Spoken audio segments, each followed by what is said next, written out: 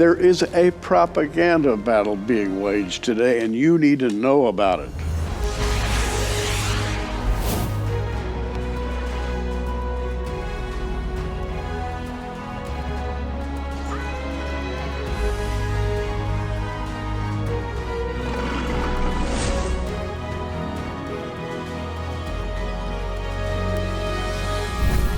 And here to talk about that propaganda battle is our good friend, Derek Gilbert. Hi, Derek. How are you? Hi, Gary. It's an honor to be here. It's great to have you here. And, of course, off camera, you and I have just had a mile-a-minute conversation. There's so much to talk about. Derek, and, by the way, his wife, Sharon, have produced this book called Veneration. And when I read this book, the thing that kept haunting me is this is going on right now. When you look at cable TV, you look at the movie listings, you see a propaganda battle, and it features supernatural characters, the Avengers, and super this and super that, and the kids are being spoon-fed on superhuman creatures and all of their exploits. And some of them are even heroes, like Thor is a hero. Yeah. But when you read about the real Thor, he's no hero. No. This has been going on for a long time, and this has really informed the research that Sharon and I have been doing for some years now. It's led to several books now, and more books in the wings. But I remember as a kid getting hold of my cousin's comic book collection and seeing the very first issue of Thor versus Hercules, and just being really caught up in the story. But now, I've got to confess, the Avengers films, the Thor movies are very entertaining. Thor is portrayed as a very likable character. But when you understand who he is the storm god of the ancient Germanic religion. In that role, he is equated with Jupiter of the Romans, Zeus of the Greeks, Baal of the Bible. And as Baal and as Zeus, Jesus identified that character as Satan. So 2,000 years ago, Christians would have known, hey, this is not a good guy. Now, he's a chart-topping Hollywood blockbuster leading action hero. He really is. And, I think back to Josephus, and going back to the beginning of the story, where he speaks of Genesis 6 by saying that the sons of God who came down to the daughters of men were the ones called Titans. Yes. And Josephus actually uses that word. Now, the Titans are demigods, and we used to think that the Titans were sort of fictional characters. Mm-hmm. Now, looking at the Bible and a lot of extant literature, we're beginning to see that the Titans were real people. Well, the Titans were the old gods of the Greeks. They were the ones who ruled the earth under their king Kronos until the Olympians, led by Zeus, the storm god, rebelled against them and banished them to Tartarus, which was not the same as Hades. That's a separate level of the underworld, as far below Hades as the earth is below heaven, and it was reserved for supernatural threats to the divine order. But this myth is repeated in a number of ancient religions. The Hittites and Hurrians believed that there were old gods who'd been overthrown by their storm god called Teshub.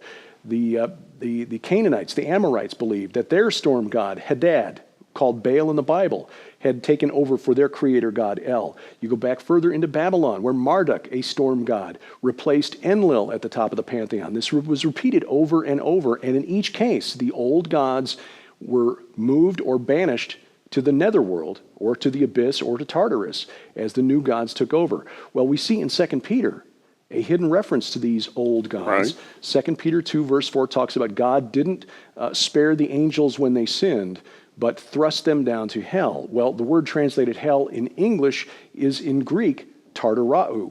It's the only place it's used in the Bible, which means it's important. We need to take note. Literally means thrust down to Tartarus. Again, there's a difference between Tartarus and Hades, and certainly Peter knew the difference, writing under the influence of the Holy Spirit.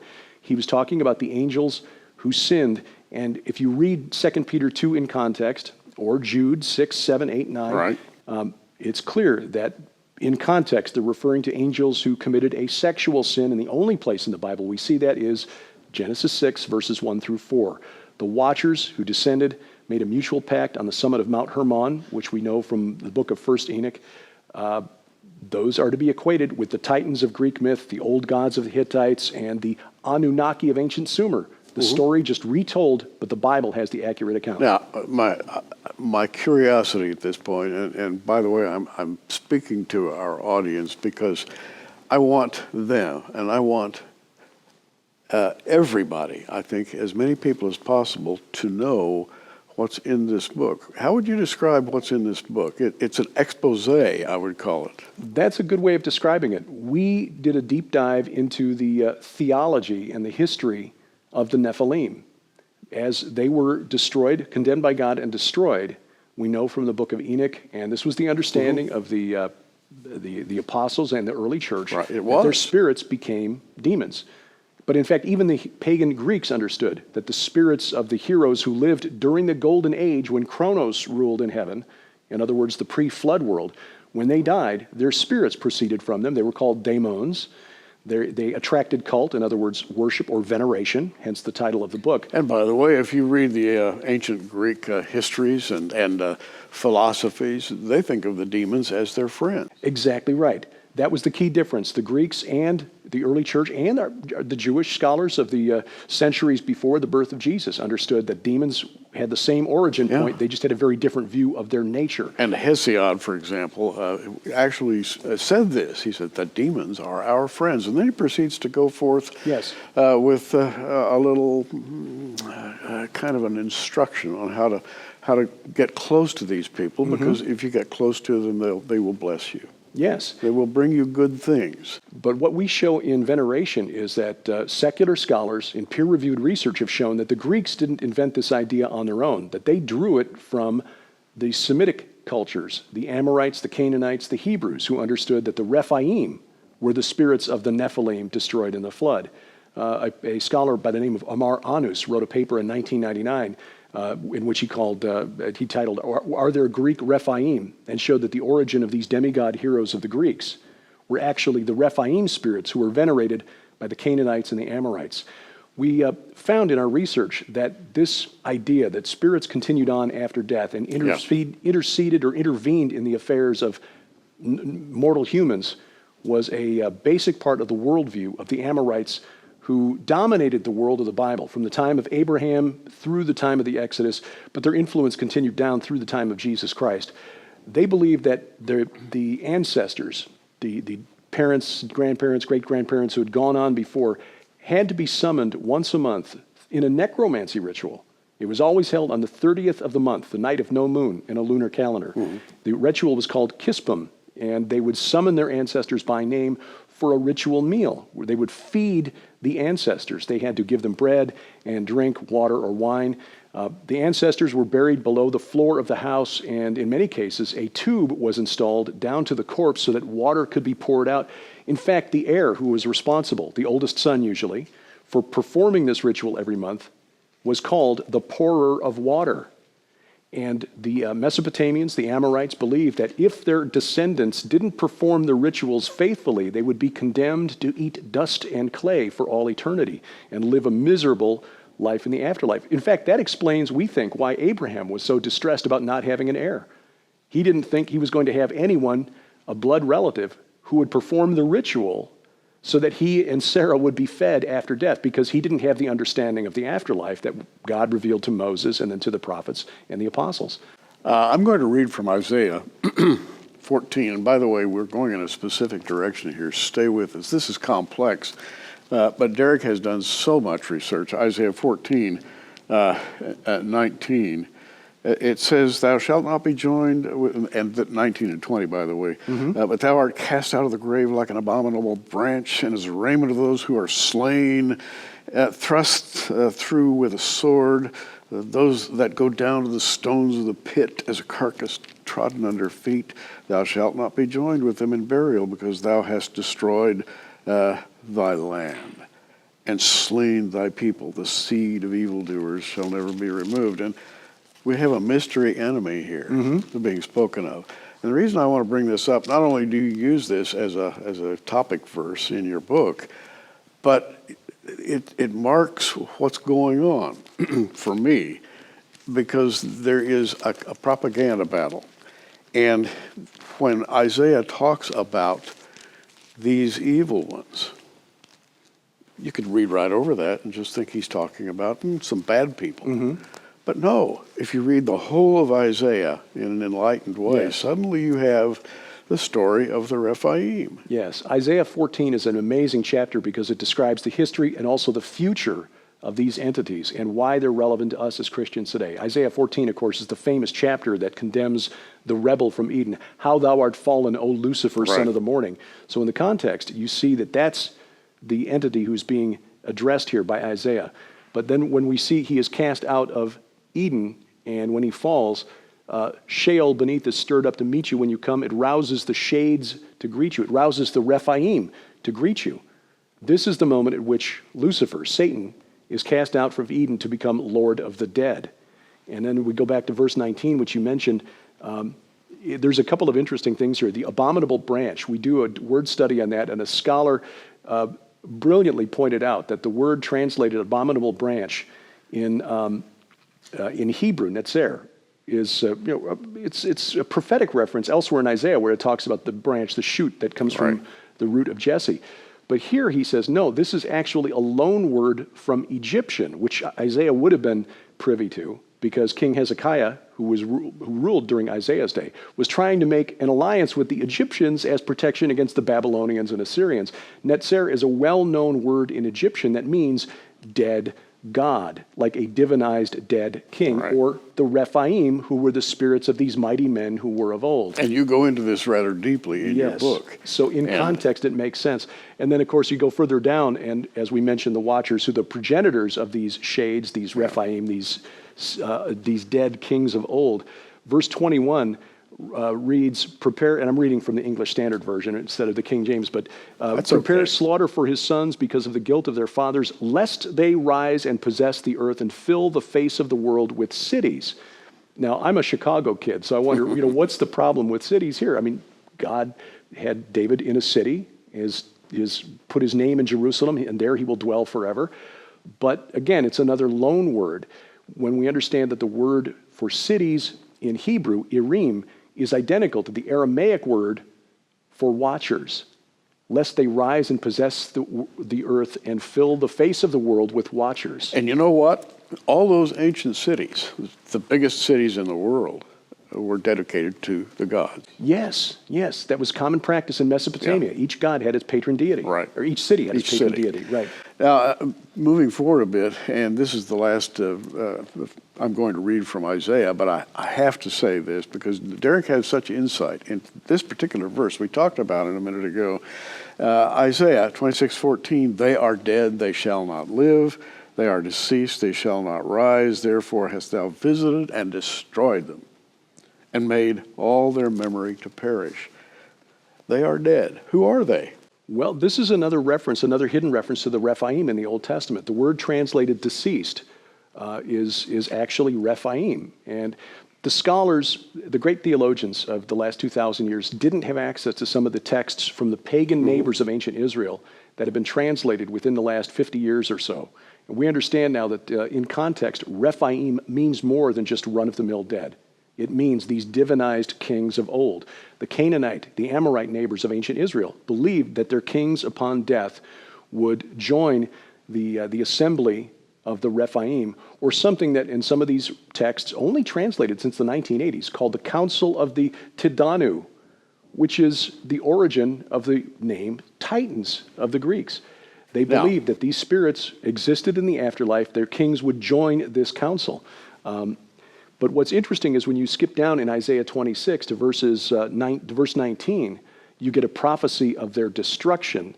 Your dead shall live, their bodies shall rise. This is a prophecy of those who are faithful to God the Father, our Creator. You who dwell in dust, awake and sing for joy, for your dew is a dew of light, and the earth will give birth to the dead. The thing is, the Septuagint translation renders this differently. The Jewish scholars who translated Hebrew into Greek a couple hundred years before the birth of Jesus, the Bible that would have been available to the apostles, actually translates that differently and renders that last sentence, the earth will give birth to the dead. The verb give birth, nephal, many scholars believe is the origin of the word Nephilim, which is possible, but everywhere else it's used in the Old Testament, it means to fall or has fallen. The Septuagint translators said the land of the impious will fall. In other words, scholars who look at that say, the Jewish translators of the Septuagint understood that this verse, this whole prophecy here, was a reference to the Rephaim, the giants, and their progenitors, the Titans, the Watchers. So if it's a reference to Tartarus, the land of the ungodly will fall. Now, I have a special connection with Isaiah 26:14 because years ago, and I won't say how many years ago, but it's been decades ago, I read this and I started looking that word up, Rephaim, and that took me in a jillion other places. But the whole Old Testament talks about the Rephaim, the offspring of the fallen ones, yes, the Nephilim, and they were giants. But here's the thing, they are treated with absolute contempt by our Lord. That is to say, and by his prophets. And there's a deeper story.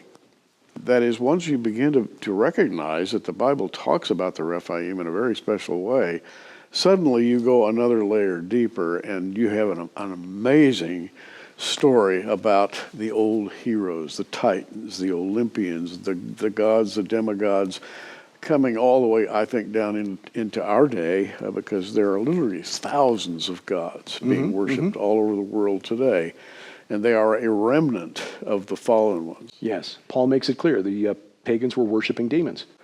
And bringing us right up to today, you go to the movies, you you buy your ticket, you go in there, and you can actually sit down and be treated to 2.5 hours of superheroes who are nothing but cheap copies of everything the Bible talks about. And that's really what is exciting, I think, about your book, because anyone who reads this book is suddenly going to have their eyes open and say, wait a minute, this is real. That's the thing that's really excited Sharon and me about this research that we've been doing for the last 4 years or so, is that it makes it very clear that the Bible has got all of the elements of these modern superhero stories. You've got wizards and sorcerers and monsters and demons and heroes and self-sacrificial love. And then when you realize that because this is actual history and that we are part of that history, we are part of a story that is much bigger than we are. We are part of the Fellowship of the Ring, if you will. Tolkien or Lewis or any of these great stories of quests. Think medieval knights with chivalry and honor and loyalty and love. And, it is the kind of story that would attract our youth groups, our kids, our teens, if we told them the story in these contexts. And God bless them, there are young men and women out there who are beginning to pick up on these stories and transfer this into teaching materials for youth groups. For this reason, because when kids understand that they are part of a story that's just as exciting as what they're seeing on the screens, except it's real. Exactly. Suddenly they get really excited about the Bible. And I have to tell you, when I read Veneration by Derek and Sharon Gilbert, I thought, mission field. This is what hit me, because I know of so many families who have had so many teenagers get to a certain age and say, Mom, Dad, I know you raised me in the church, but you know what? I've outgrown that. I don't believe that anymore. So thank you very much. I'm leaving. I'm going to go off to college, and don't bother me with this Christianity garbage. It's just no longer pertinent to my life, and that's it. I've seen this happen hundreds of times, literally, as a pastor over the years. And suddenly I read your book, and if that group of people could be convinced, as you are.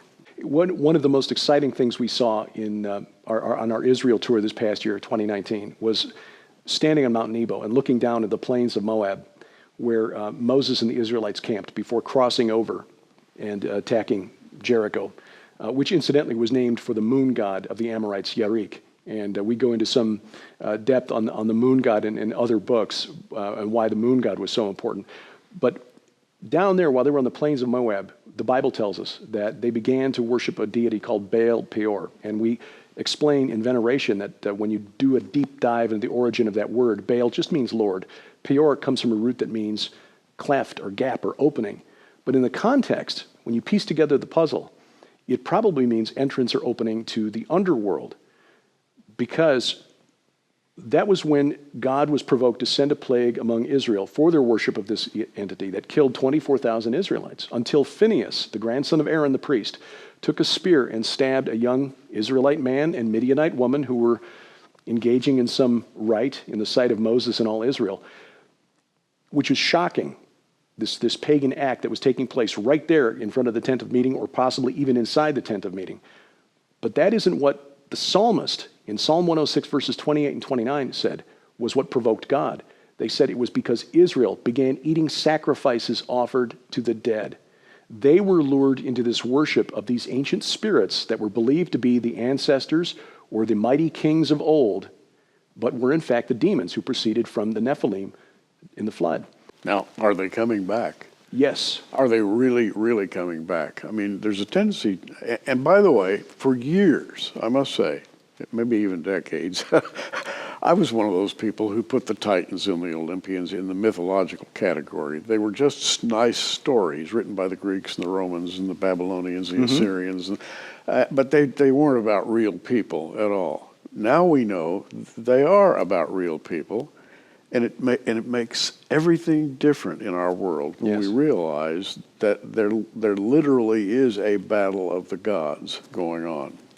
I mentioned those Rephaim texts from the ancient Amorite kingdom of Gilbert, written about the time of the Judges, around 1200 BC. They make reference to several rituals in which these Rephaim spirits were summoned through a necromancy ritual to the threshing floor of El, or the sanctuary of El. Well, that's a reference to Mount Hermon. The threshing floor, apparently a portal, and Sharon wrote a wonderful chapter in there on the imagery, the symbolism of the threshing floor, and the importance of threshing floors in the ancient world as portals. In fact, the threshing floor of Arana on the summit of Mount Moriah is where the Temple of Solomon was built. It is the Temple Mount today where we believe the final battle, Armageddon, will be fought. Ezekiel says, in Ezekiel 39, verse 11, he makes reference to the hordes of Magog being buried in a place called the Valley of the Travelers east of the sea. The word traveler in the Semitic is Avarim. Well, God said to Moses, climb this mountain of the Avarim to get your look at the promised land. Well, that's Mount Nebo. There's a place somewhere on the Exodus route, we believe right there on the plains of Moab, called Ayit HaAvarim, which means ruins of the travelers. And there's a site there in plain sight of the plains of Moab with 1,500 dolmens at the base of a ruined city. These dolmens are megalithic funerary monuments, like miniature Stonehenges, little trilithons of stone. The Israelites would have seen them there. But the key is in these Rephaim texts from Ugarit, in which they are summoned to the threshing floor of El. They mount their chariots, they travel first one day and then another, and arrive at dawn of the third day, where the word of El, the name of El, will revivify or resurrect the Rephaim, and they are specifically called travelers in those texts. And scholars agree that in Ezekiel 39, the reference to travelers is not talking about people on vacation on the King's Highway east of the Dead Sea. It's talking about these entities. They travel, they cross over from the land of the dead to the land of the living. These warriors of Baal will be in the army at Armageddon, and there they will fall. And by the way, Derek, you're referring to Ezekiel 38, Battle of Gog. Everybody's got his private interpretation of the Battle of Gog. You need to read about this interpretation in Veneration. There are some very, very high spiritual battles being fought there, high-level spiritual battles. And it sort of takes me forward to Revelation, where Satan and his angels are gathered against Michael and his angels. Yes. And you try to visualize what that is, and it's very difficult, because we simply don't have the background, the history, the base to understand what it means when two groups of angels go to war. But I think you get a pretty good idea in this book, because you go back and reference all of the ancient references to supernatural creatures, as we would call them, but they were real, and there really was a battle. Yes. And the battle's not finished. That's correct. And that's the thing that we remember. We need to remember when we look at the war of Gog and Magog, and we look at the uttermost north. That phrase translated in Ezekiel 38 and 39 is only used 3 places in the Bible, and the other 2 places refer to a mountain on the border between Syria and Turkey, right on the Mediterranean coast, called Mount Tsephon. And that is a reference to the mountain that everyone in the ancient world knew was the mountain where Baal's palace was located. That is the rallying point for Gog of Magog. It's a supernatural north that we need to look to, not is it Turkey, is it Russia? Well, yes, there will be human actors involved, but we need to remember that Gog of Magog is the Antichrist figure. He is the chief of staff for Satan, and that supernatural army, or a demonically infused army that comes against Israel for Armageddon, that's their headquarters, is this mountain that everyone in the ancient world knew was the headquarters for, well, Satan. I wish we had 3 hours. We haven't even scratched the surface or begun to. The book is called Veneration by Sharon and Derek Gilbert. She got top billing, by the way. Deserves it. And by the way, she is a great researcher, I must say. Some people have a research-oriented mind, some do not. She does. But for your gift of $25, free shipping anywhere in the United States, you can read this book. It'll open your eyes. When I say it'll open your eyes, I mean more than that. Things you've wondered about all these years in the Bible will suddenly begin to pop into focus in ways that you did not expect. It's a great book. And by the way, as we do here at Prophecy Watchers, we put things together in packages. And if you want to buy a package, we're calling it this one the Sky Watchers package.